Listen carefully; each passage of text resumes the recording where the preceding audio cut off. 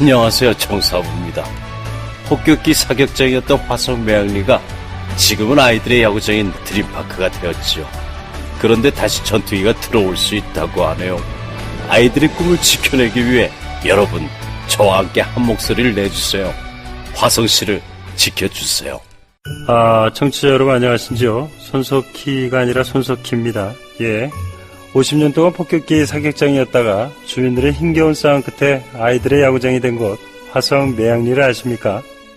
그런데 말이죠, 이곳에 다시 전투기가 날아다닐 수 있다고 합니다.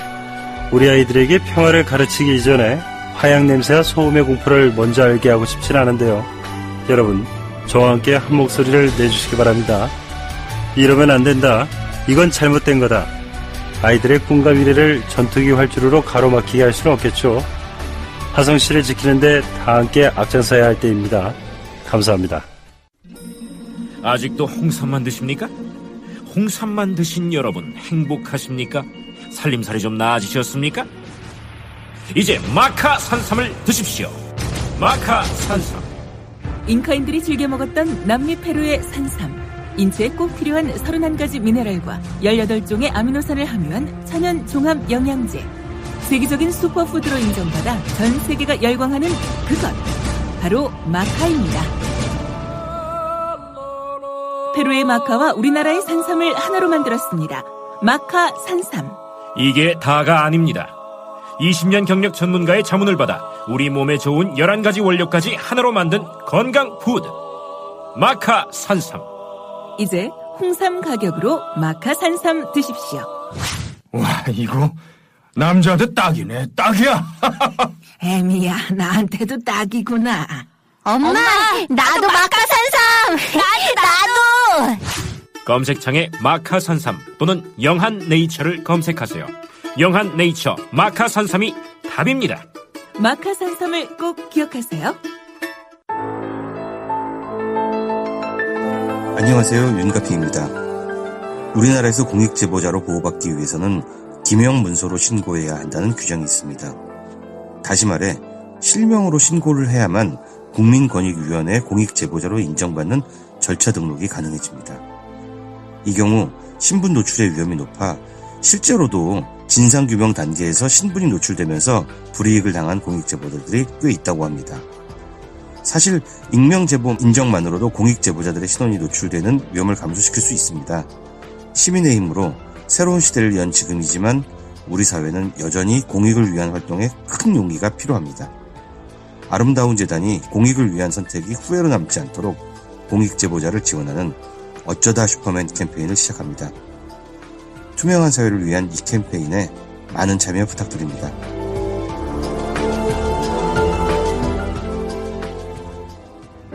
어디선가 나타나서 생명을 구하고 정의를 지키는 영웅, 슈퍼맨. 우리 주변에도 많은 슈퍼맨이 있습니다. 바로 공익제보자입니다. 어쩌다 슈퍼맨이 되어야만 했던 그들에게 세상은 따뜻하지 않았습니다.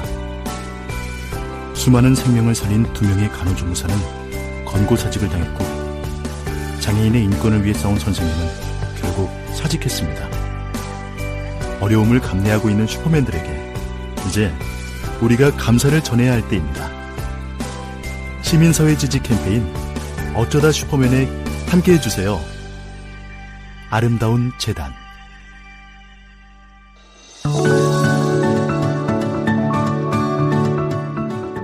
정치 신세계샵에도 놀러오세요. @폴리월드.샵.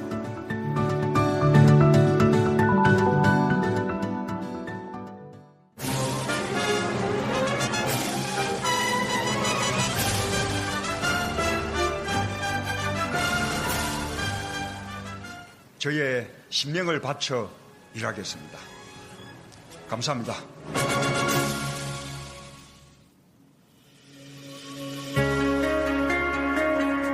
문재인 대통령이 오늘 오전 서울을 출발해 3박 4일간의 중국 국빈 방문 일정에 들어갔습니다. 임종석 대통령 비서실장이 레바논에 주둔하는 우리 동명부대의 장병들을 만나 격려하는 것으로 대통령 특사 임무를 마치고 귀국했습니다. 방송통신위원회가 방송사 재허가 재승인 심사를 대폭 강화하고 오보 등에 대한 이행 실적을 점검해 위반 시 제재하는 방안을 추진 중입니다. 정부가 제주 강정마을 주민과 시민단체를 상대로 제주기지 공사 지연에 대한 구상권 청구 소송을 사실상 취하했습니다. 청와대가 비트코인 등 가상화폐 급등 급락 사태와 관련해 현 상황을 엄중하게 인식하고 있다며 관련 대책을 마련하겠다는 뜻을 밝혔습니다. 더불어민주당이 어제 첫 헌법개정 의원총회를 통해 헌법 전문가 국민기본권에 대한 논의를 시작했습니다. 유시민 작가가 청와대 국민청원 게시판에 초등학교의 여유공간을 활용해 국공립 보육시설을 확충하자는 의견을 올렸습니다. 시청자 여러분 안녕하십니까? 12월 13일 수요일 뉴스 신세계 권순우 송은정입니다. 오늘 대통령이 나가셨어요. 네. 날씨가 엄청 춥습니다. 그러게 말입니다. 예. 날씨도 추운데 공항 가시느라 고생하셨을 것 같은데 이제 올해 마지막 해외 순방이실 거예요. 그래서 네. 더 일정은 없는 걸로 알고 있는데 첫 번째 소식으로 바로 전해드리도록 하겠습니다. 네, 일단은 오늘 오전에 9시 조금 넘어서 네, 출국을 하셨어요. 그래서 네. 9시 반 정도에 이제 출국하시는 장면들이 사진으로 올라오고 했는데요. 네, 우리 여사님 오늘도 우아하신 자태. 잘 다녀오셨으면 좋겠습니다. 청와대가 이제 상세 일정을 어제 공개를 했습니다. 네. 굉장히 빡빡한 일정인데 3박 4일간의 일정. 네. 좀 정리를 해드리면요. 일단은 오늘 도착하신 다음에는 제중국 한국인 간담회, 그다음에 한중 비즈니스 라운드 테이블, 또 비즈니스 포럼 이렇게 경제 관련된 그런 포럼들에 참석을 하신다는 거고요. 네, 일정을 보면 주로 네. 이제 그 경제와 관련된 일정들이 많습니다. 네, 맞습니다. 네. 그리고 이어서 목요일 14일에는 네. 공식 환영식이 있습니다. 그리고 한중 간 학대 정상회담, MOU 서명식, 그리고 국빈 만찬이 있습니다. 네. 네. 그리고 우리 탁현민 행정관이 지금 준비하고 있는 25주년 수교 25주년 기념 문화교류의 밤. 네, 또 맞습니다. 내일 저녁에 있습니다. 그렇죠. 아마 저 자리에 음악회가 이제 준비가 어려웠다는 얘기를 우리 작곡 오소리께서 했던 네. 것 같은데 다음 날에는 이제 좀 특이한 게 베이징 대학에서 연설이 있으세요. 네. 네, 그리고 이제 리커창 총리하고 장도장 전임대 상무위원장 면담하신 다음에 이제 충칭으로 넘어가시죠. 네. 네, 그래서 조금 쉬실 수 있을 것 같고. 베이징 대학 연설이 지금 기대되고 있는 것은요. 네.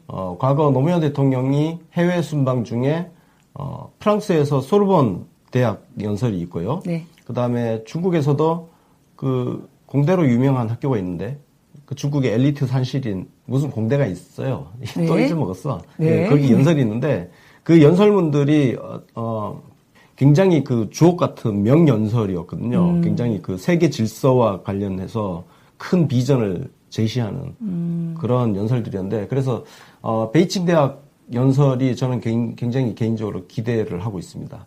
과연 어떤 내용이 담겨 있을까 네. 기대를 하고 있어요. 네, 그 내용도 아마 저희가 받아볼 수 있겠죠. 그리고 네. 충칭에 가서는 당연히 우리 이제 예상했던 대로 네. 그 우리 임시정부, 대한민국 임시정부 청사를 방문을 하시죠. 네. 네, 그 다음에 한중 3국 공동진출 산업협력 포럼이 있답니다. 네. 거기 가신 다음에 그리고 이제 그 천민월 충칭시 당서기가 네. 중국의 차세대 지도자로 아주 각광받고 있다고 네. 해요. 그래서 그분을 만나서 오찬을 함께 하시고 그 다음에 우리 현대자동차 또 들리신다 그런 일정이 네. 있습니다. 뭐 일정 보니까 이번에도 마찬가지로 늘 그러셨지만 네, 쉴 틈 없이 움직이셔야 될 것 같아요. 네. 네, 잘 다녀오셔야 될 텐데, 그, 언론들은 뭐 이 와중에도 홀대론 타령 계속 어제도 하고 있었어요. 그냥 딱 준비하고 있는 것 같아요. 그러니까요. 홀대론, 굴욕 외교. 이거를 거의 디폴트로 우리 대통령이 어디 무슨 외교를 하면은 무조건 그냥 이 두 단어가 준비되어 있는 언론들입니다. 왜 그럴까? 이제 참, 이제는 이상한, 신기하기까지 하는 생각이 좀 드는데. 적폐 세력의 본산이기 때문에 그렇습니다. 적폐 세력들에게 그동안 온갖 부역질을 했던 언론이기 때문에 네. 그 언론들이 시민들 편에 서서 대한민국을 바라보기는 아마 쉽지 않을 겁니다. 그러니까요. 언젠가 말씀하신 대로 정말 뇌가 굳은 그런 상황인 것 같습니다. 특히나 이제 어제 같은 경우는 청와대에서 그 정상회담 결과, 한중 정상회담 있은 이후의 결과를 브리핑하는 방식을 공동 언론 발표냐 아니면 그냥 일반 언론 발표냐 나중에 그냥 언론 발표다 그러니까 각자 하는 거라고 이제 변경해서 공지했더니 또 그거 가지고 아주 신이 나서 막 기사들을 많이 올렸습니다. 그래서 내용들 보면은 홀대론이 굉장히 많아요. 그리고 의전 결례를 우리가 당했다 이런 이야기. 이미 방중길이 이미 험난하다, 이미 가는 길이 무겁다, 이미 그런 이야기를 갈 때부터 막 죄를 뿌리는 이야기들을 그냥 무시당하기를 바라고 있는 것 같아요. 우리가 한미 정상회담하러 미국에 갔을 때도 그렇고, 맞아요. 트럼프가 국빈 방문했을 때도 그렇고, 그리고 뭐 아베하고 뭘 이야기를 해도 그렇고, 특히 우리 주변에 그 미국, 일본, 러시아, 중국 네. 이런 나라들과의 어떤 외교 행보에서는 무조건 뭔가 막 저거 굴욕이야, 저거 무시당했어, 그런 거를 계속 그렇게 찾고 있는 것 같아요. 그렇게 찾기 시작하면 뭐든 논리적으로 다 만들어낼 수 있습니다. 국가 과제는 그렇게 어려운 일이 아니에요. 논리를 만들어내는 건 아주 쉽습니다. 네, 그러게 말입니다. 참, 그런 거 보면은, 그 외에 나머지 이제 제3국가들 있잖아요. 네. 그 4대국을 제외한 나머지 국가들은 또 우리가 만나거나 혹은 그분들이 들어와도 대통령들이 오거나, 아예 우리가, 무시하죠? 예, 우리가 아세안 회의를 하러 가거나 해도 기사도 안 써주잖아요. 그거 완전히 또 무시하고. 그러니까 정말 사대주의에 쩔어있는 언론들이다. 외교부에서 어제 그 설명을 좀 내놨어요. 지금 정상회담 결과 발표에 대해서 형식이 뭐 공동이냐, 뭐 별도냐가 중요한 게 아니라 내용이 중요한 거 아니겠느냐. 그래서 그런 이야기를 했는데, 이런 얘기를 해도 소용이 없었습니다. 빈손으로 돌아오라고, 어제 기사 중에 아주 웃긴 게 하나 있었는데요. 제목이 빈손으로 우리 대통령이 돌아오길 고대하는 거예요. 네. 예약된 빈손? 이런 제목. 게다가 또 좀 멍청하기도 합니다. 내용을 읽어보면은 이제 사드를 풀러가는데 이미 경색됐다 이러는데 우리가 지금 사드 풀러 중국 가는 거 아니거든요? 알지도 못하면서 저런 소리 하고 있습니다. 네. 그랬습니다. 그래서 우리 해외 문화 홍보원, 우리 정부에 여기에서 그 중국 언론 내용을 오히려 중국에서 지금 나오고 있는 그 기사들 있잖아요. 그거를 막 해석해가지고 소개하는 카드 뉴스까지 만들어서 지금 돌리고 있어요. 청와대 그 페이스북에 또 같이 막 링크가 돼 있고 하는데 오죽하면 저런 거를 직접 열심히 또 그러니까 중국에서는 굉장히 반응이 좋거든요. 막 어떻게 대접을 할 거다. 한국 대통령이 뭘 좋아한다부터 뭐 여러 가지 아주 분위기 좋다. 지금 이미 많이 해빙이 됐다. 이런 식의 논조가 많이 있습니다. 그래서 그런 것들을 오히려 해석해서 소개해 주는 것도 있으니까요. 제대로 된 기사를 보기 위해서는 이제 외신을 봐야 하는 시대가 도래를 했죠. 물론 어느 때고 그러지 않았던 적은 별로 없습니다. 대한민국 언론은 친일의 역사를 갖고 있고 독재 권력에 부역했던 역사를 갖고 있고 그야말로 정말 프랑스처럼 그 부역 세력이 한 번도 처단받지 않았던 곳이 거의 유일한 곳이 언론입니다. 예, 그래서 그 전통이 면면이 내려오면서 의전 총리라고 했던 황교안이라든지 그리고 한복 입고 싸돌아다녔던 박근혜라든지 그런 어떤 형식적인 거는 찬양했던 그 언론들 아닙니까? 그래서 의전을 좋아하는 것은 우리 한국 문화가 그렇잖아요. 사모관대하고 개똥폼 잡는 거 좋아하잖아요. 그래서 이명박이도 전군 사관생도들 다 모아놓고 졸업식 하는 그런 어처구니 없는 짓거리를 하고. 그러니까 저쪽 애들 특징이에요. 그게. 그런 의전, 폼 잡는 거, 형식. 그래서 서열 중시하고. 이걸 우리가 다 때려 부셔야 되는데. 그러니까요. 하루하루 언론을 진짜 언론을 싹 다 밀어버리면 대한민국이 지금보다 훨씬 발전할 겁니다. 정말 그런 생각이 듭니다. 답답한 소리 맨날 하고 있는데요. 앞으로도 계속 해야죠. 뭐 어쩔 수 없습니다. 다음 소식 가겠습니다. 임종석 비서실장인 2박 4일 만에 돌아왔습니다. 네, 마지막 일정이 레바논이었어요. 유엔 평화유지군으로 활동 중인 우리 동명부대에 들렸었죠. 레바논은 굉장히 지금 민감한 지역이죠. 네, 지금 이스라엘 바로 옆에 붙어있기 때문에. 그렇습니다. 그리고 무장 반군 헤즈볼라로 유명한 곳이 바로 또 레바논이고, 정말 참 걱정스럽죠. 그래서 우리 장병들이랑 같이 식사도 하고 또 뭐 여러 가지 여러 사항도 듣고 대통령께서 이제 감사 인사를 또 전하신 거를 또 전달해 드리고 시계도 당연히 드리고 그래서 거기에서 또 이제 뭐 건의들이 좀 있었나 봐요. 좀 노후 시설도 많이 있다고 해요. 나간 지가 좀 돼서. 그래서 그런 것들 이제 개선 사항들 같은 거 건의를 받고 보완하는 걸 검토해 보겠다 이런 약속도 하고 왔다고 하는데 하여간 수고 많으셨습니다. 지금 또 하필 이스라엘 상황이 너무 안 좋잖아요. 장병들이 좀 불안할 텐데. 이스라엘은 뭐 지금 로켓포 날아다니고, 탱크하고 뭐 공중전도 지금 있었다고. 그리고 있고 지금 사람들이 많이 죽고 있는 것 같아요. 지금 가자 지구에서 하마스가 로켓포 발사를 해가지고 이스라엘군이 또 탱크하고 전투기 끌어다가 지금 그 하마스 쪽 다시 또 폭격하고 나단을 하고 있습니다. 바로 옆이거든요. 와, 그래서 지금 이 상황이 안 좋다 보니까 우리 뭐 어제도 외교부에서 올린 그 경고문, 안내문 말씀드리긴 했지만. 이게 지금 레바논에 가족 보내놓고 있는 우리 그 국민들 심리는 지금 굉장히 또 불안하지 않겠습니까? 그래서 이런 상황에서 우리 대통령이 또 임종석 비서실장을 보내줘서 참 여러모로 이것저것 다 신경 쓰신 대통령이구나 그런 생각도 좀 들었습니다. 그러니까요. 대통령 일정이 지금 바쁘시잖아요. 중국 가셔야 되니까. 아마 마음 같아서는 대통령이 직접 다른 일정이 이렇게 좀 겹쳤으면 과거 노무현 대통령처럼 유럽 순방길에 중간에 이라크를 들렸다가 오셨던 거잖아요. 뭐 그런 일정이라도 좀 겹치면 아마 들리셨을 것 같은데 그 일정이 안 맞기 때문에 그렇죠. 정말 대통령 대신해서 옆에 있는 비서실장을 보낸 거잖아요. 맞습니다. 오른팔 보내신 거죠. 그 비서실장이 그래서 상식적으로 뭐가 문제냔 말이야. 그러니까요. 저런 상황에 우리 군인들 보러 가는 비서실장한테 시계 배달하러 갔다고 떠들고 있던 MBC는 왜 사과보도 정정보도 안 합니까? 언론들 정말 정정보도 할 생각이 없는 것 같아요. 미디어오늘 통해서 지금 나오는 거 보면 크로스 체크를 했다. 근데 그 크로스 체크라는 게 어제 제가 자세히 기사 내용도 설명을 해드렸지만 임종석 비서실장이 이명박의 그 원전 비리와 관련해서 간 거 아니냐라는 정부 관계자 말을 MBC가 보도했잖아요. 네. 그걸 체크를 어떻게 했느냐? 청와대 관계자한테 했어요. 근데 청와대 관계자는 시인도 부인도 하지 않았다. 네. 이걸 갖고 지금 크로스 체크했다. 지금 이렇게 얘기하거든요. 그래서 저희들도 청와대 쪽에 확인을 했습니다. 저희 지금 우리 UBC 홈페이지 가시면 고일석 기자가 청와대 쪽 저희야말로 진짜 청와대 복수 관계자 취재를 했습니다. 2명을 취재했는데 윤영찬 국민소통수석 이야기부터 할게요. 네. 사실 확인 제대로 해라. 굉장히 셉니다. 네, 기분 안 좋은 거 탁 티를 냈어요, 이번에. 오늘 일부 방송사에 확인되지 않은 과감한 보도에 유감을 표시한다. 과감한 보도라는 표현. 이것도 굉장히 센 표현이에요. 거죠. 나댔다는 얘기, 나대지 말라는 얘기죠. 예. 네. 쉽게 얘기해서 무모한 그렇죠. 보도거든요. 사실은 과감하다고 표현했지만 무모하다는 얘기죠. 예. 그런데 지금 MBC는 크로스 체크를 했다. 이렇게 지금 미디어오늘 통해서 보도를 하잖아요. 미디어오늘은 지금 MBC를 또 무슨 변호해주는 역할을 하고 있는 것 같습니다. 미디어오늘이 취재를 이렇게 MBC 해명만 이렇게 실어가지고는 미디어 비평지 역할을 지금 제대로 한다고 볼 수 있을까요? 그러게 말입니다. 예? 그 크로스 체크가 정말 신빙성이 있는지에 대해서 검토를 하지 그렇죠. 않았잖아요. 그 정부 관계자, 예를 들어서 지금 대통령 비서실장 동선을 확인할 수 있는 정부 관계자, 우리가 그래서 고일석 기자 기사에 이렇게 되어 있습니다. 정부 관계자라면 외교부? 근데 외교부도 아니라는 거예요. 예, 외교부도 대통령 비서실장 동선을 파악할 수 없다는 거죠. 그럼 사실상 임종석 비서실장의 동선을 사전에 파악할 수 있는 거는 청와대밖에 없다는 거예요. 근데 지금 MBC에서는 이렇게 얘기를 하고 있어요.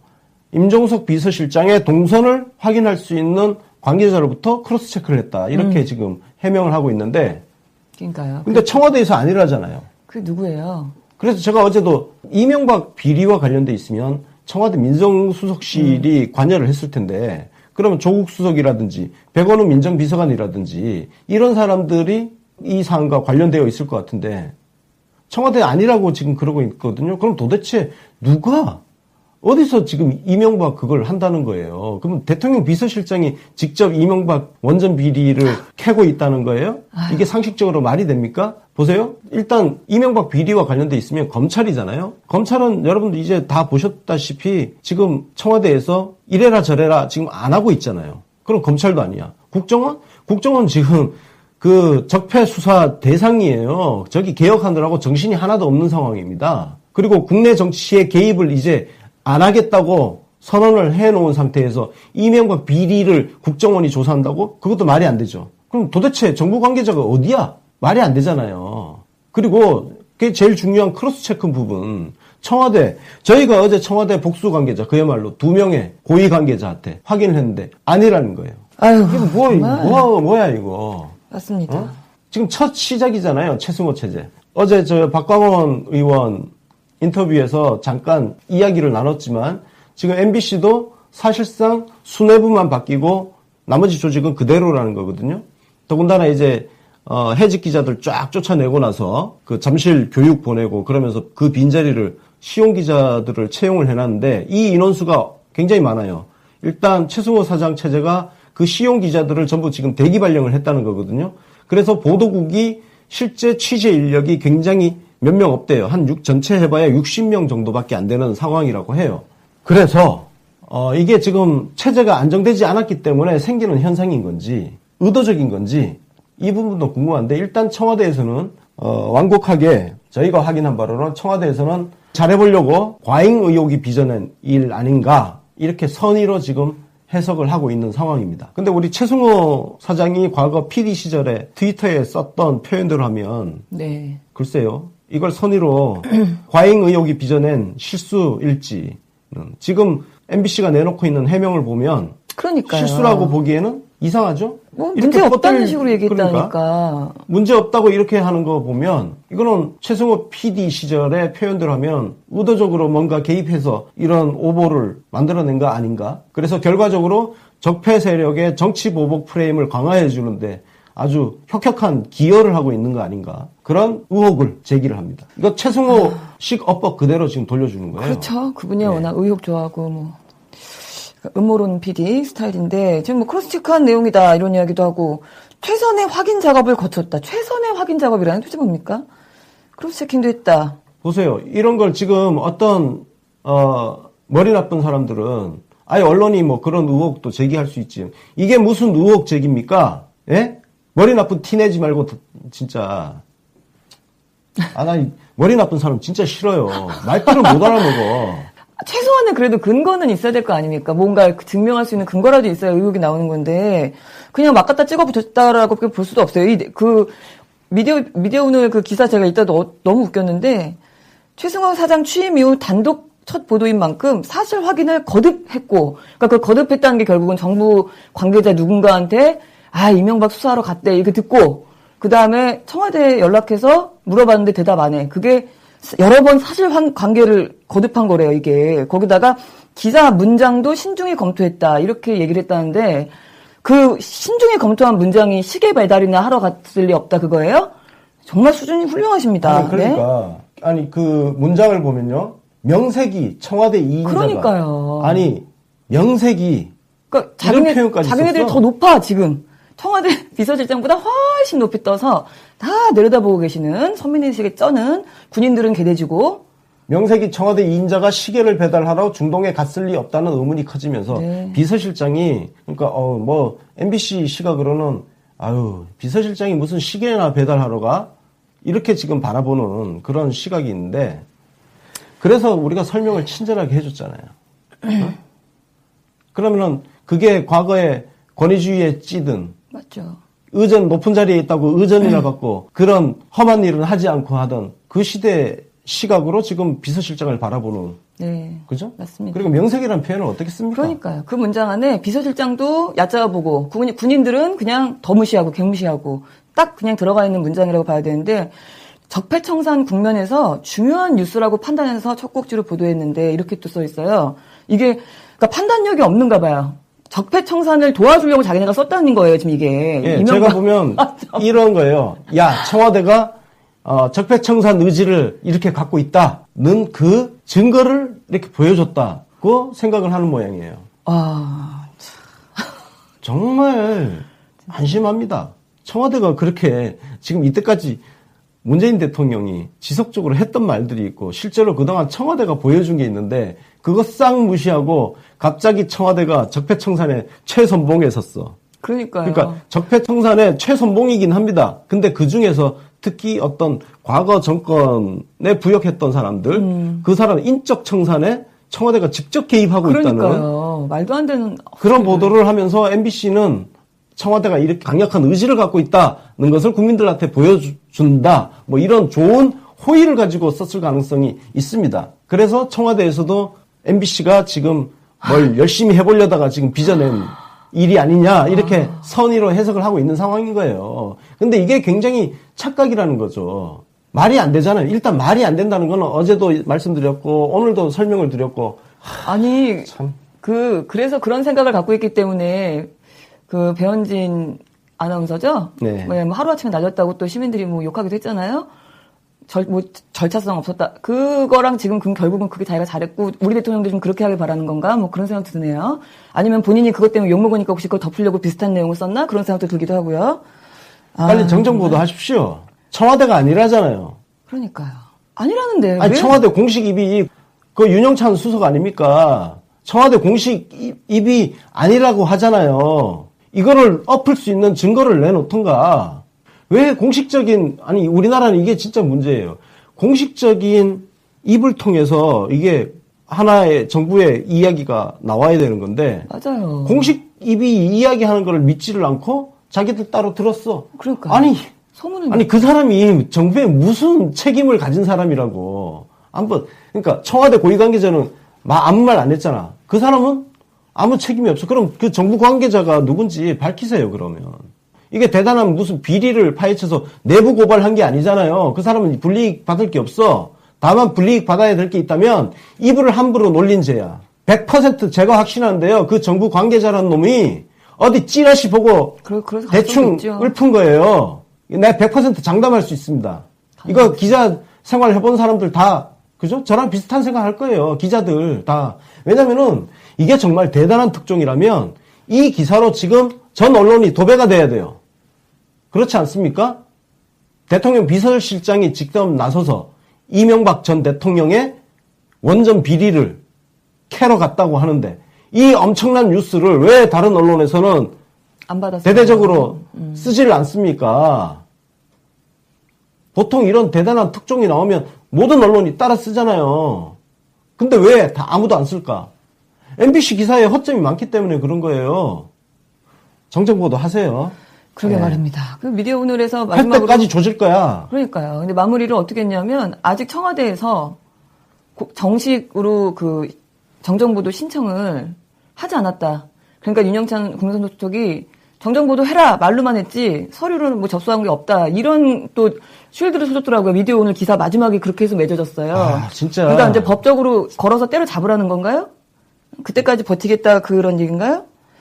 아니, 정말. 국민참여수석이 정정보도를 공개적으로 이야기를 했는데 그냥 서류가 접수될 때까지는 효과가 없다고? 언제부터 기사를 그런 식으로 썼는데 가슴에 손을 얹고 양식각 한번 물어봐라. 너무 구차하지 않아? 미디어 오늘도 그따위로 기사 쓰면서 미디어 비평지라고 그래? 그러게 말입니다. 어쩌면 또 이 얘기를 또 JTBC에서도 또 옮겨가고 또 미디어 오늘 얘기하니까 또 김도영 기자 걔 생각나네? 아직 네. 거기는 한겨레 안수찬 문바드라 덤벼보다 더 심한 말을 했었죠. 네, 안수찬이랑 세트로 그때 같이 네. 그랬었죠. 하여간 그 임종석 특사 관련해서 이 얘기 말고도 이제 소설들이 계속 또 이어지고 있었어요. 어처구니 없는 거 몇 가지 보여드리면 하나는 이제 약간 그 제목에서 묘한 느낌이 나는, 그러니까 본인이 뭐 예를 들면 주사파 출신이라서 이제 북한 문제에서 빠지는 게 낫다 이제 이런 이야기를 계속 상기시키는 교묘한 내용의 또 기사가 하나 있었고, 또 하나는 임종석이 24시간이 계속 공개가 안 됐잖아요. 그러니까 저런 식으로 왜 어디 갔다가 사진 한 장 찍고 간단하게 움직였잖아요. 대통령처럼 같이 취재단이 가는 게 아니니까. 24시간 이제 공개가 안 됐기 때문에 분명히 다른 일정이 있었을 거다 이렇게 의심하는 기사 또 웃겼고요. 최고 웃기는 기사는 조선일보입니다. 아니라니까 더 궁금. 아이고야 정말 아니라니까 더 궁금하다. 그 대북 접촉하지 않았다 그랬더니 더 궁금하다. 그러면 뭐 기라고 말해야 되나요? 궁금하지 말라고? 뭐 어떡하라는 건지. 정말 우리가 넘어가야 할 산이 네. 정말 많습니다. 예. 이런 언론들의 이런 기사들을 정말 볼 때마다 우리가 가야 할 길이 정말 멀리 있구나 그런 생각을 많이 하고 답답한 이야기. 사실 우리 이번 이 문제건에 대해서는 정말로 나서서 얘기하는 사람이 없어서 좀 답답하긴 합니다. 우리 하다못해 우리 민주당에서도 좀 이거에 관련되는 얘기를 하는 사람은 저는 본 적이 없고요. 답답한 얘기 했는데 다음 소식이 조금 관련돼 있어요. 우리 방송통신위원회가 그 방통위 정책과제를 발표를 했어요. 근데 이 내용 중에서 방송사 제허가 재승인 심사를 아주 좀 엄격하게 하겠다 이런 이야기, 또 오보, 막말 및 부당해직 징계 방지의 조건을 그 이행 실적을 봐서 그것도 점검해서 같이 이제 합쳐서 하겠다는 거죠. 네. 오보 얘기를 계속하다가 지금 이 얘기 나오니까 이거 진짜 좀 강화했으면 좋겠습니다. 재심사. 우리 공중파도 이거 재심사 안 되면 안 되는 거 아닙니까? 제어가 안 되면? MBC나 이런 데도? 어쨌든 지금, 이런 제도적인 장치를 고민을 하고 있다는 것 자체만으로도 우리가 또 한 발을 앞으로 나가고 있구나. 예, 그래서 이번 그 방통위에서 내놓은 이 방안은 우리 사회가 또 이렇게 어렵지만 한 발자국 앞으로 나가고 있구나를 느끼게 해줍니다. 부족함이 있더라도 우리가 한 발 나가는 게 중요한 거니까. 네, 그렇죠. 그래서 일단 오보 잡는 부분도 물론 있고 그 외에도 또 좀 의미 있게 보이는 거는 이제 새로운 미디어들, 그러니까 미디어 다양성을 좀 증진시키기 위해서 우리 지금 시청 점유율을 일반 지상파나 이렇게 그런 TV만 하잖아요. 근데 그거를 아예 새로운 미디어 이용 행태까지 다 같이 합치는 좀 통합적인 통합시청 점유율을 시범적으로 좀 산정을 해보겠다는 얘기가 나왔어요. 네. 네, 그래서 이것도 관련된 법령을 내년에는 개정할 예정이다. 네. 이것도 좀 의미가 있지요, 사실. 네. 네. 그리고 포털. 네. 포털 사업자의 일방적인 임시 조치에 대해서 정보 그 게재자가 이의 제기할 수 있게. 이런 거 있잖아요. 여러분들 뭐 무슨 글을 블로그에 올렸는데 그 누구를 비판했어. 네. 아니면 어떤 기업을 비판했어. 근데 거기서 클레임이 들어와요. 네. 항의가 들어오면 일단 블라인드 처리를 해버리잖아. 네, 맞아요. 아니 이거 표현의 자유가 억압받고 있는 거거든요. 당사자가 글을 내릴 게 아니라 그 글은 살려놓고 거기에 대해서 반론문이 올라와야 되는 거죠.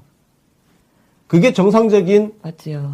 민주주의 국가 아닙니까? 네. 그거를 그냥 블라인드 처리해버리는 거는 이거는 무슨 북조선 우리가 북조선도 아니고 그렇잖아요. 저는 이 포털에서 이 글 자체를 블라인드 해버리는 이 자체는 굉장히 퇴행적인 반민주주의적인 조치라고 생각을 하거든요. 네. 예, 이런 거 네. 지금 이의 제기를 할 수 있게 하는 게 아니라 저는 그 블라인드 조치 자체를 원칙적으로 허용하지 않아야 된다고 생각해요. 근데 뭐 그런 경우는 있긴 하죠. 예를 들어서 우리가 보편적으로 봤을 때, 보편 상식적으로 봤을 때 말도 안 되는 정말 인격 비하라든가 막 그런 거 있잖아요. 막 정말 쓰레기 같은 거, 막 이상한 이미지를 올려놓는다든가 쌍욕을 한다든가 막 그런 거는 이제 뭐 블라인드 처리하는 경우가 이해가 가지만 논리나 이제 그런 발언 때문에 그렇게 되는 경우가 사실 많죠. 특히 저번에 제가 대선 기간에 보니까 뭐 특정 무슨 공인, 그러니까 뭐 정치인이라든가 그런 사람을 비판한 글이 갑자기 가려진다든가 뭐 그런 경우도 꽤 많이 봤어요. 네. 그런 식으로 하면 어떤 거대 기업이라든지 힘 있는 정치인들이라든지 이런 사람들에 대한 비판 자체가 다 가로막혀 버려요. 그 사람들이 전부 일일이 그걸 다 검색해가지고 이의 제기하면 전부 블라인드 처리되는데.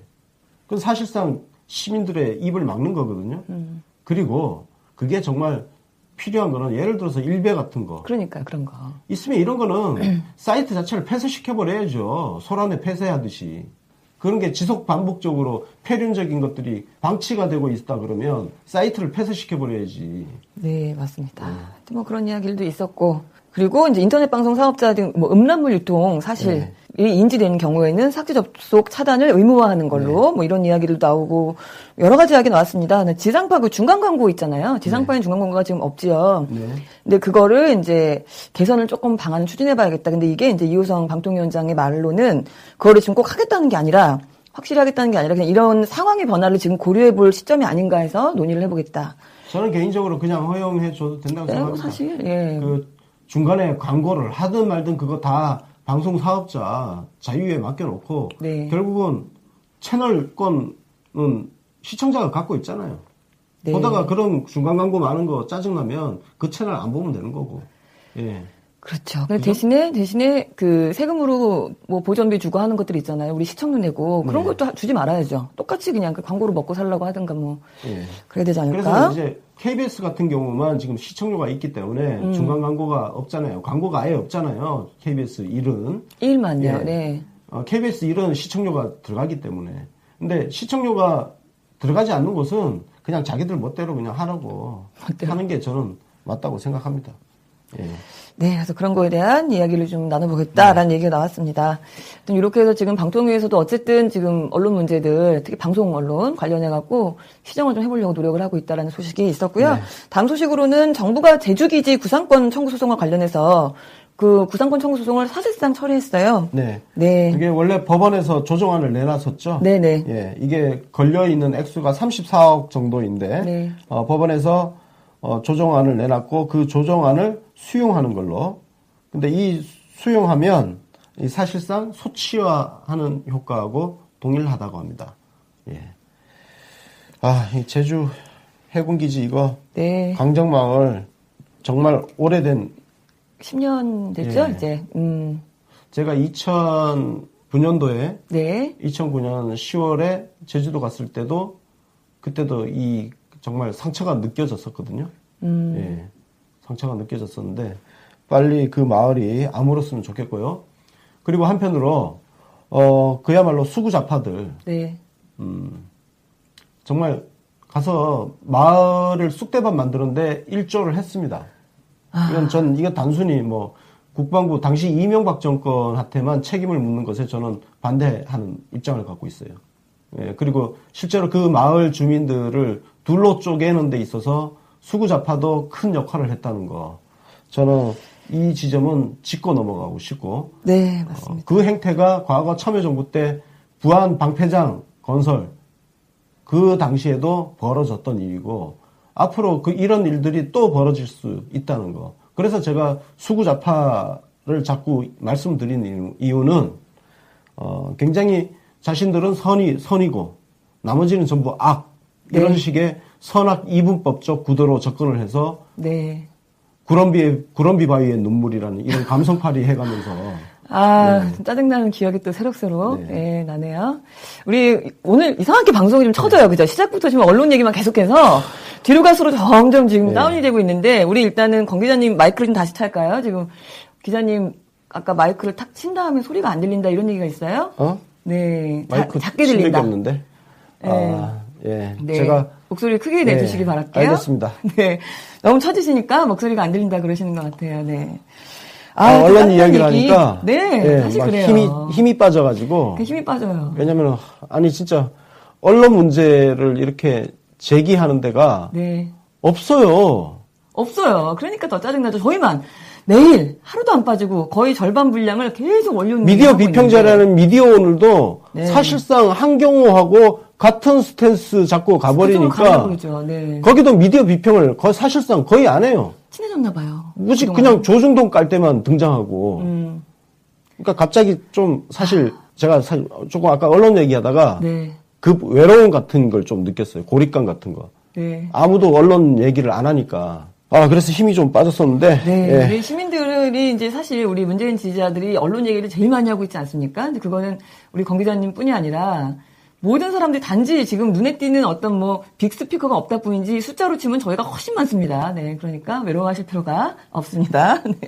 많지만 어떤 제도적인 물리력, 화력 자체는 어쨌든 압도적으로 저쪽이 다 갖고 있잖아요. 그러니까 우리가 소총부대로 저 막강 화력의 어떤 전차 부대를 지금 맞서서 지금 싸우는 거거든요. 가끔씩 이제 힘에 붙이는 거 좀 느낄 때가 좀 있어가지고. 그러시군요. 우리가 종이컵하고 촛불만 들고 박근혜를 끌어내린 사람들입니다. 특히 친목질 하는 민주당 짜증나죠? 의원들부터 맞아요. 해가지고. 그것 때문에 짜증나신 것 같아요. 그런 거예요. 지금 언론 MBC가 이 사고를 치고 있는데 민주당 의원들 아무 말도 안 하고 팟캐스트에서도 그 얘기 안 하고 엉뚱한 소리만 하고 있는.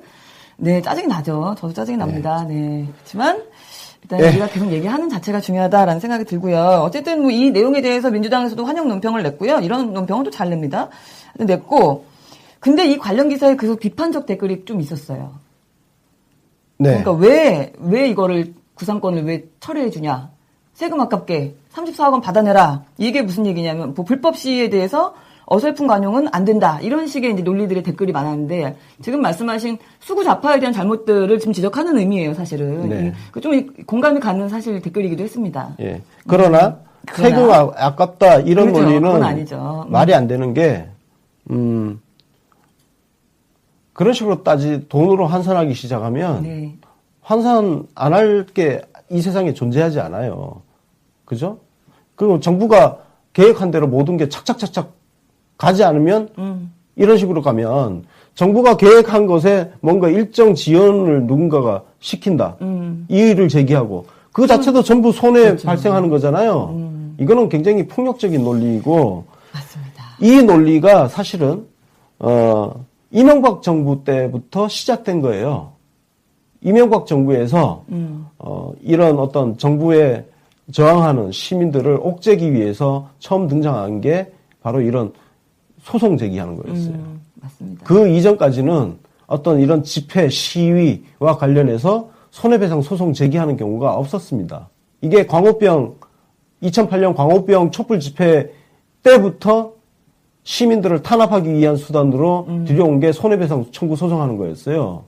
굉장히 악의적으로 들어온 제도입니다. 근데 이걸 가지고 세금 34억이 아깝다 어쩌고저쩌고 이거는 잘못된 당연히. 그러니까 이제 제가 악성 댓글이라고 말씀드렸는데 제가 수구좌파 비판하는 것과 이 세금 문제를 따지는 것은 별개의 이야기예요, 이거는. 근데 그 댓글들 중에 그런 수구좌파들의 문제점을 짜증내하는 그런 비판의 댓글도 있었습니다. 네. 그런 부분은 좀 공감이 가는 부분도 있었고, 하여간 그 생각해보면 그러네요. 예전에 독재 정권들은 이제 총칼로 몽둥이로 때려잡았고, 이명박 때부터는 이제 돈 내라고 그렇게 해서 꼼짝 못하게 하는 또 그런 기술을 또 개발을 하셨구나. 꼼꼼한 각하님께서 그런 네. 생각이 듭니다. 다음 소식 가겠습니다. 좀 시끄러운 소식인데, 청와대가 이제 비트코인 등의 가상화폐를 이제 좀 엄중하게 상황을 일단 보고 있고, 그거에 대해서 관련 대책을 마련하겠다라는 이야기를 했고요. 네, 지금 뭐 요즘 비트코인이 핫하죠? 너무 네. 핫합니다. 핫한데 네. 지금 청와대에서 이 상황을 엄중히 인식한다는 것은 그 가상화폐의 존재 자체를 부정하는 그런 게 아니라 아니죠. 이 가상화폐를 둘러싸고 투기판처럼 돌아가는 거, 사행성으로. 사행성처럼 네네. 돌아가는 여기에 대해서 주의를 기울이겠다는 거거든요. 지금 약간 진짜 무슨 그 투전판 같이 됐잖아요. 예, 됐는데 그렇죠. 네. 저는 사실 이런 새로운 게 등장할 때 불가피하다고 생각을 합니다. 그런 부분. 다만 이 과정에서 정부가 저 개인적인 견해를 말씀드리면 제가 사실 블록체인이나 가상화폐에 대해서 잘 몰라요. 잘 모르는데 어쨌든 시카고 선물거래소도 지금 열렸고 뭔가 사람들이 관심을 갖고 있다는 것은 새로운 가능성을 많은 사람들이 두고 있다는 거 아닙니까? 그렇죠. 그러면 이 기술의 발전 자체를 틀어막는 쪽으로 규제하는 쪽으로 자칫하면 가서는 곤란하다는 생각을 갖고 있고 다만 그 과정에서 지금 불법 행위들이 있잖아요. 네, 그렇다고 합니다. 그 판을 막 좀 주식시장에 작전꾼들이 들어와서 휘젓듯이 그런 일이 생길 수 있단 말이에요. 이런 부분은 좀 감독이 좀 필요한 것 같아요. 네, 그래서 대통령께서 지난 수보회 때 이 말씀을 좀 언급을 하셨어요. 그러니까 네. 뭐 그런 부작용들, 그러니까 불법적인 부작용들에 대해서는 들여다보아야 되지 않겠냐 이런 이야기를 하셨고, 네. 그 뒤에 이제 이야기 이제 그걸 시그널이라고 받아들였는지 우리나라 이제 주요 은행들도 해외 송금을 일단 가급적 차단하겠다 뭐 이런 얘기. 우리는 은행, 산업은행 이런 데서는 아예 가상기를 다 닫아버린다는 얘기도 있고, 오늘 오전 10시에 그래서 홍남기 국무조정실장이 법무부 차관, 그다음에 과기부 차관, 금융위원회 부위원장 이렇게 차관급들을 이제 불러다가 지금 관계부처 긴급회의를 지금 열었습니다. 네. 그래서 어떻게 이걸 할 것인가. 그러니까 뭐 규제만 다 할 수도 없고 그렇다고 풀어놓고 있으면 지금 어떤 문제가 있냐면 청년들하고 학생들이 원래 이런 신기술에 빠르지 않습니까?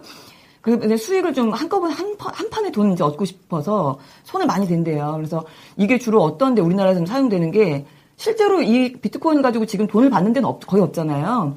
마약 거래, 그 다음에 범죄나 다단계 그런 데다가 이제 비용으로 이게 지금 주고받고 있는 상황이 이제 음성적으로 진행이 되고 있다는 얘기를 이낙연 총리가 했대요. 그래서 그 얘기 때문에 지금 긴급회의가 일단 들어갔다고 하는데 이건 조금 지켜봐야 되는 문제다라는 생각이 듭니다. 15일에도 지금 관계기관 합동 TF 회의가 또 예정되어 있고요.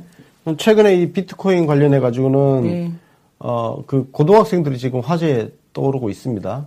그 고등학생들이 그 똘똘한 친구들이긴 한데 벌써 그 돈에 아주 그냥 하여튼 사고를 좀 쳐가지고 네. 안위가 좀 걱정되는.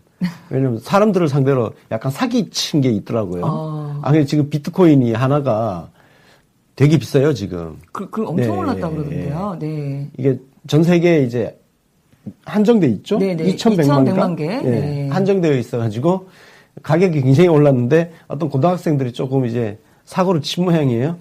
예. 어떤 사고죠? 궁금하네요. 저도 정확하게 모르겠어요. 뭐 약간 사기 비슷한 게 있었던 것 같은데 여튼 어떤 이런 신기술이 등장했을 때 이 기술을 싹을 밟아 죽이는 쪽으로 규제가 들어가지 않았으면 하는 개인적인 생각을 갖고 있습니다. 네, 정부에서도 아마 그 부분도 그래서 이제 한번 이게 지금 벌써 중국에서는 아예 다 이제 못하게 아예 다 가로막았고 일본에서는 약간 장려하고 있고 여러 가지 나라마다 다 달라요. 근데 우리 측에서는 지금 그 장점도 물론 있기 때문에 이거를 일단은 조금 지켜보고 있던 상황인 것 같은데 어쨌든 이제 불법적인 문제들이 자꾸 이제 발생을 하니까 그런 면에서 이제 일단은 제도적으로 일단 단속은 해야 되겠다 이렇게 되는 것 같아요. 네. 이걸 가지고 또 바다 이야기를 대비시켜서 또 이야기하는 한심한 사람들이 있습니다. 바다 이야기가 아직 그 참여정부 당시에 대표적으로 시달렸던 분이 명계남 씨예요. 명계남 씨가 바다 이야기 가지고 뭐 엄청나게 해먹었다 이런 정말 말도 안 되는 소리. 아이고 명계남 씨가요 굉장히 힘들게 살았어요. 바다 이야기로 헤쳐먹었으면은 왜 힘들게 살았겠어. 이거는 문재인 대통령이 금괴 몇 통 갖고 있다는 그 이야기하고 똑같은 거예요. 근데 보세요. 이 언론이 얼마나 해악이 크냐면은 이게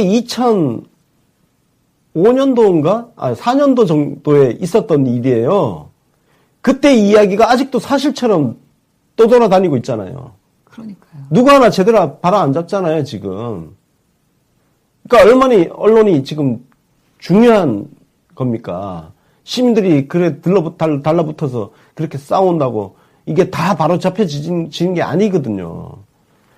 아유, 진짜. 아유, 또 언론 얘기 또 갑자기 했네요. 아이고, 그 댓글들이 좀 있었어요. 어처구니 없는 무슨 바다 이야기랑 똑같은 거라고 생각하고 무슨 사행성 정부냐, 뭐 있던 쓸데없는 악플을 다는 사람들이 있던데, 이게 비트코인을 이해 못하는 멍충이들이다, 그런 생각 듭니다. 이게 우리나라에서도 거래하는 사람이 좀 많은지, 얼마 전에 그 비트코인 거래소 빗썸이라는 거래소가 있는데, 여기도 고객 정보가 또 해커들한테 유출이 돼가지고, 네. 그걸 가지고 어제였죠? 방송통신위원회가 그 빗썸이라는 업체에다가 거래소에 4,350만 원 과징금, 1,100만 원 과태료를 부과를 했습니다. 이 제재 자체는 지금 처음이라고 합니다, 이번이. 이게 규정이 없어가지고, 네. 예, 정보통신법을 적용을 했다고 그래요. 근데 너무 이거 작대요. 너무 작죠. 왜냐면 지금 제가 그 비트코인 거래하는 어떤 분이 이 뉴스에 대해서 이렇게 얘기를 했어요. 빗썸 쟤네들이 버는 돈이 얼만데, 그러니까요. 겨우 과징금 4,500 겨우 그게 무슨 쟤들한테는 껌값이다. 그러니까요. 이렇게 얘기하거든요. 6천만 원. 예. 그래서 이것도 그 얘기 지적을 듣고 그 방통위에서 네. 그 법을 좀 개정해 보는 걸 검토하겠다. 그러니까 가상화폐에 대한 게 지금 우리가 백지 상태이기 때문에 그거에 대한 관련 법들이 거의 미비한 거죠. 그래서 그런 것도 좀 정비를 해야 된다는 얘기고. 근데 가상화폐가 그래요. 화폐잖아요. 화폐는 뭐 축적 기능, 전달 기능, 교환 기능, 뭐 이런 필수 기능이 있잖아요. 네. 그게 지금 아직 정착이 안 됐잖아요. 전혀 안 되고 있죠. 근데 이걸 무슨 네. 그 주식 사고 팔듯이 이렇게 접근하시는 분들은 좀 조심을 하셔야 될 것 같습니다. 예. 지금 사실상 다 그렇게 접근하고 있죠. 예. 주식처럼 사놓으면은 값이 오른다 이제 그 예. 생각. 워낙에 이제 무슨 금 사듯이 네, 지금 그거죠. 그러고 있는데 네. 화폐라는 것은 결국은 많은 사람들이 거기에다가 공신력을 부여해줘야 돼요. 저거 부여해주지 않으면 그냥 아무것도 아닌 거예요. 맞습니다. 지금 이거 같은 예. 경우는 특히 더하죠. 지금 뭐 이게 현실적으로 지금 존재하는 게 아니라 그냥 서로의 신뢰를 바탕으로 하는 그 화폐이기 때문에 당연히 만약에 이 신뢰가 깨지게 되면 이건 의미가 없는 거죠. 그래서 뭐 하여튼 뭐 저도 잘 모르는 거라서 네. 함부로 떠들진 않겠습니다. 네. 그냥 저는 손 안 대려고요. 예. 잘 생각하셨습니다. 네. 그래서 정부에서 이런 일을 좀 하고 있다. 좀 시장이 좀 시끄럽다라는 얘기였고요. 다음 소식으로는 우리 더불어민주당이 어저께 첫 헌법 개정 의원 총회를 했습니다. 의원 총회였죠? 더불어민주당 행보가 굉장히 경쾌합니다. 경쾌하다는 말씀은 보세요. 예산 의결이 딱 끝나고 나니까 바로 다음 수순으로 넘어가잖아요. 네, 네. 이 다음 수순이 뭐냐? 결국 내년 지방선거예요. 내년 지방선거는 선거도 선거지만 바로 이 헌법 개정안 국민투표까지 같이 가는 거기 때문에 네. 바로 다음 행보로 이렇게 넘어가는 거. 일단 더불어민주당의 행보 경쾌하다는 거. 예, 긍정적으로 제가 얘기해 주는 겁니다. 예. 감사합니다. 얘기해 주셔서.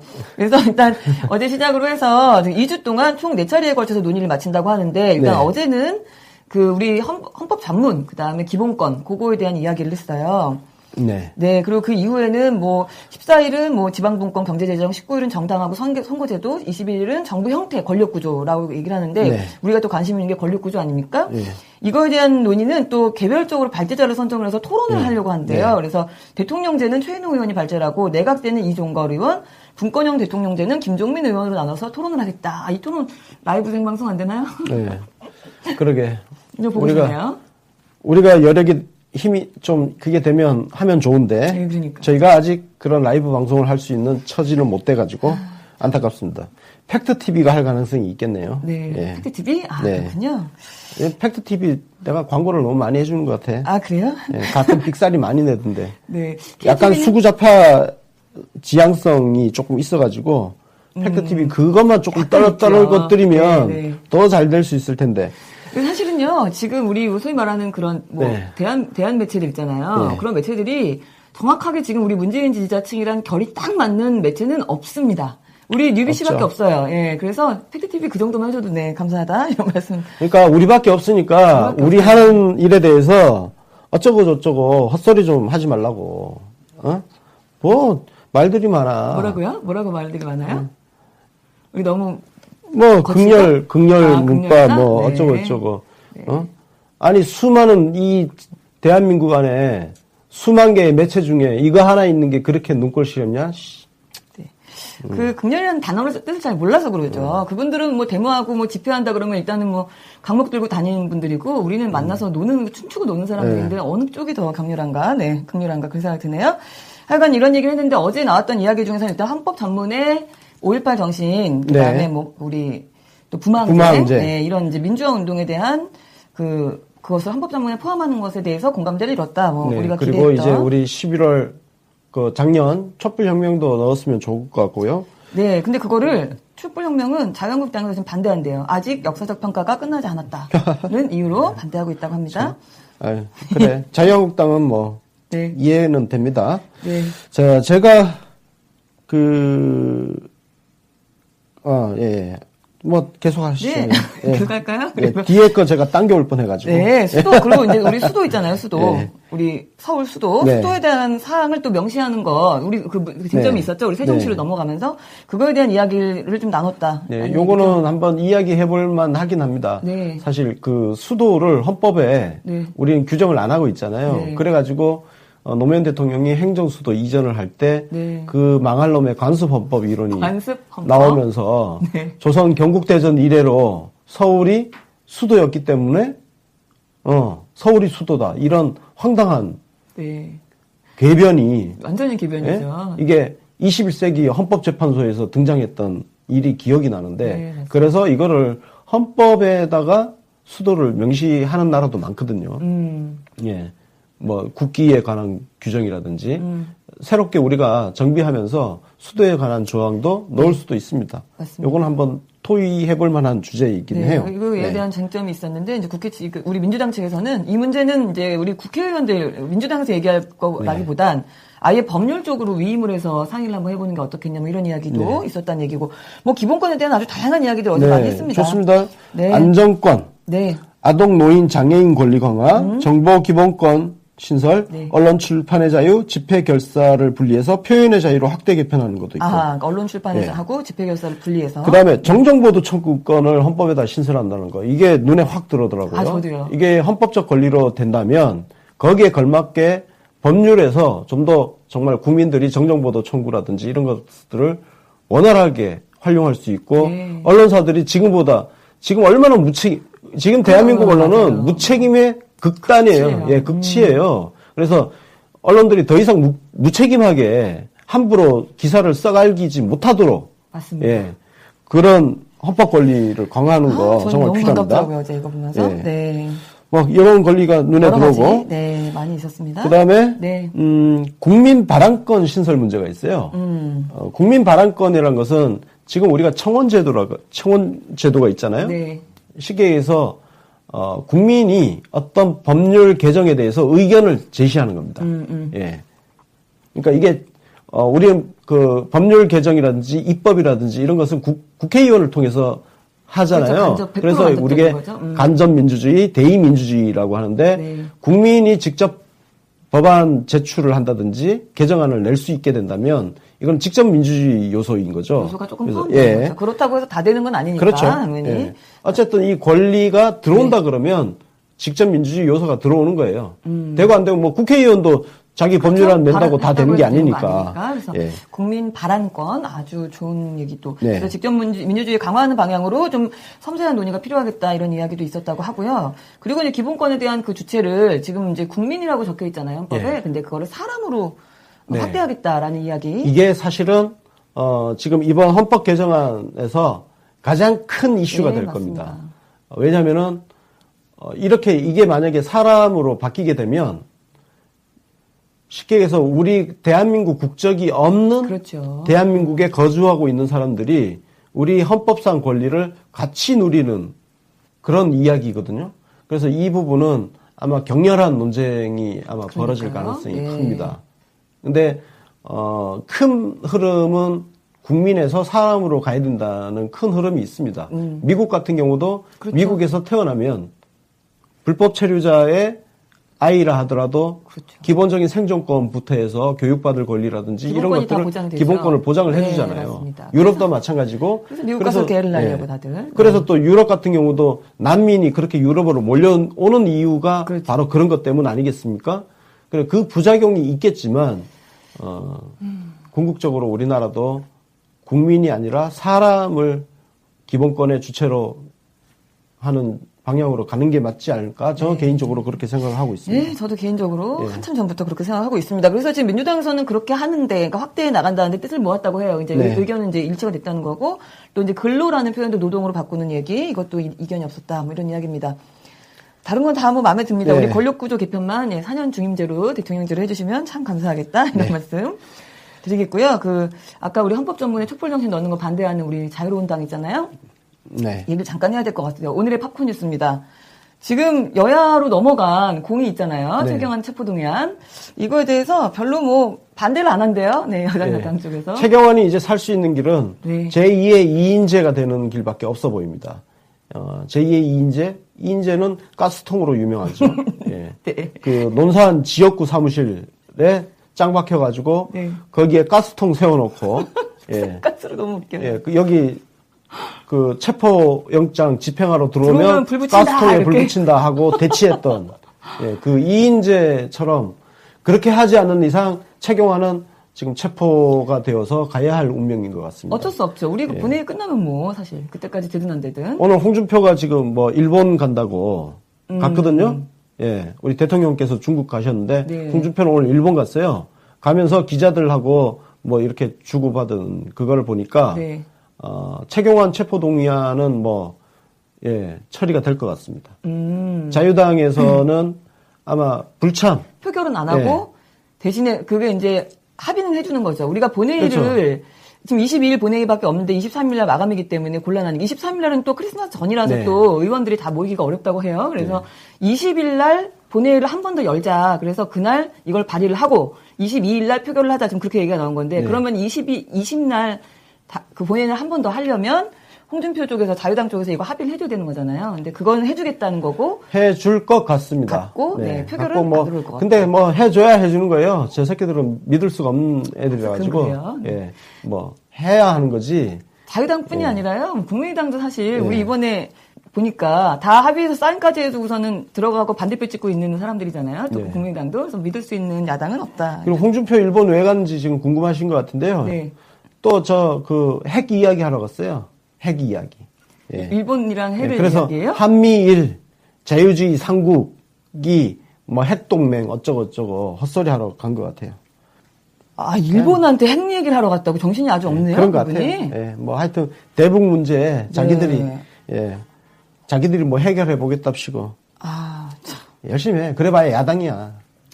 야, 일본 정치인들은 무슨 핫바지냐? 야당 상대로 무슨 정책 이야기를 하면 얼마나 하겠어. 그냥 혼자 그냥 정신승리 하고 오라고. 뭐라도 해야 되니까, 가는 것 같습니다. 마지막 소식 가시죠? 네, 마지막 소식은 우리 유시민 작가 얘기 잠깐 할게요. 청와대 홈페이지에 유시민 작가 이름이 떴습니다. 네. 어제 밤에 화제였죠? 네. 초등학교 그 여유교실, 노는 교실을 공공교육시설로 활용하자는 거. 근데 이 얘기가 사실은 굉장히 오래전부터 우리 문재인 대통령 정부에서도 계속 했던 기조들이고. 했는데, 이게 지금 그 당사자들. 그러니까 특히 이제 유치원 운영자들부터 해서. 학교 선생님들도 그렇고. 뭔가 좀 반대에 지금 교육부가 부딪혔죠? 각 시도 교육청에서 반대를 하고 있어요. 그래서 우리 지금 민주당에서도 이 내용의 법안이 발의가 됐습니다. 발의가 됐는데 시도교육청에서는 난색. 본인들이 이제 뭔가 이렇게 할 일이 많다고 생각하는 것 같아요. 근데 어쨌든 어제 저게 나왔는데 좀 올라오자마자 하루도 안 되는 반나절 좀 지나서 3만 명 돌파한 청원이 됐고요. 하여튼 그래서 시민의 한 사람으로서 이렇게 하는 거. 유시민 작가가 지금 간접적으로 정의당한테 국민청원이란 이런 것이다를 좀 시범 조교처럼 보여주는 건가? 지난번에 유시민 작가는 진짜 시민 자격으로 할 수 있잖아요. 근데 이정미가 그때 뭐였죠? 낙태 관련해서. 한마디만 하겠죠. 국민청원 청원 올라갔으니까 해달라고. 예. 응답하라. 청와대 응답하라. 이랬던 소리. 진짜 한심해서 진짜. 한심합니다. 예. 근데 이 내용이 사실은 뭐 기존에 있던 내용이긴 한데 그걸 이제 유시민 작가도 알고 있어요. 이미 있던 건데 중요한 거는 그 각 부처들이 다 연계되어 있는 거니까 한 부처에서 움직이면 좀 어렵다. 그래서 정부, 그러니까 청와대하고 아니면은 총리실에서 이거를 컨트롤 역할을 똑바로 좀 해줬으면 좋겠고 중요한 건 사실은 이게 자기가 아는 사람이 있으니까 이낙연 총리한테 문재인 대통령 따로 얘기해도 되지만 이렇게 오픈하는 이유는 시민들이 이걸 관심을 갖고 쭉 지켜봐야지만 될 수 있는 법안이기 때문에 그러니까 정책이기 때문에 본인이 이렇게 오픈을 한다. 그러니까 우리 시민들의 관심을 좀 호소하는 글이기도 했습니다. 이 청원 나간 다음에 곧바로 이어서 유시민 청원 2탄이 올라왔어요. 일명 산차로 정원. 올라왔습니다. 그래서 산채로 잡아들여서 죽을 때까지 퇴직을 유능하지 말아주기 바랍니다. 이런 게 올라오자마자 또 청원도 또 많이 참여를 했는데 오랜만에 그래서 관련된 추억의 짤도 하나 같이 보고요. 하여간 산채로 잡아와요. 알아? 네, 즐겁게 사시는 분은 우리가 그렇게 자꾸 괴롭히면 안 됩니다. 그래서 그냥 작가로 살라 그래요. 네. 맞습니다. 시간이 없지만 한 가지 더 보여드릴게요. 이거 뭐냐면 대통령께서 어제 중국 CCTV 인터뷰하시던 날 찍힌 사진이 올라왔어요. 저게 운명 중국어판이 나왔다고. 네. 와, 근데 중국어패 저거 왜 이렇게 멋있습니까? 우리나라 책보다 왜 훨씬 멋있는 거죠? 하드 케이스가 너무 완전히 케이스 멋있죠? 네. 저거 비하인드 있어요, 스토리가 그죠? 있는데. 정말요? 예. 궁금한데 시간이 여러분 우리 대통령 운명 저 판권을 우리 김영석 대표가 갖고 있어요. 네네. 예. 북팔. 북팔 대표 시절에 판권을 갖고 있죠. 저 책을 누가 만들었을까요? 네. 우리 김영석 대표가 만들었습니다. 정말요? 네. 중국어판도요? 네. 하드 케이스 왜 이렇게 멋있습니까? 왜 한국하고 중국 차별하세요? 김 대표님? 왜 차별하십니까? 근데 중국어판은 저기 제목이 명운이라고 돼 있네요. 그죠? 뒤집혀 있어요. 그래서 저걸 그렇게... 시진핑 주석한테 선물한다는 거죠? 네. 그런가 봅니다. 네. 멋있습니다. 어쨌든 오늘의 뉴스 세계는 여기까지입니다. 오늘은 12월 13일 수요일이었고요. 네. 네. 오늘 오후에 권칠승 의원 인터뷰가 있습니다. 네. 권칠승 의원을 왜 모셨냐? 네. 지난번 예산안 심의 과정에서 의결 과정에서 우리 지지자들 당원들의 항의를 정말 잘 또 받아주신 맞습니다. 대표적인 국회의원 중에 한 분이세요. 그래서 정치인과 지지자들의 관계에 대해서 문자 폭탄에 대한 이야기부터 해서 다양한 이야기를 한번 진솔하게 한번 나눠보기 위해서 모셨습니다. 오늘은 지선 특집이 아니군요. 그러면 지방선거 이야기도 합니다. 왜냐하면은 네. 저 권칠승 의원님이 또 경기도 지방선거 실무기획단장이십니다. 네. 그래서 더불어 어제 박광원 의원하고는 전반적인 이야기를 했잖아요. 오늘은 경기도 각 지역에 대한 구체적인 이야기를 한번 해볼 생각입니다. 기대가 됩니다. 네. 우리 항의 문자 주는 거에 대해서 이런 것들을 소통할 수 있는 당이라면 미래가 있다. 이런 이야기 하셨던 아주 훌륭한 말씀이셨는데 그럼 기대해보고요. 저희는 내일 오전 10시 45분에 다시 생방송으로 오겠습니다. 시청해주신 여러분 고맙습니다. 감사합니다. 언제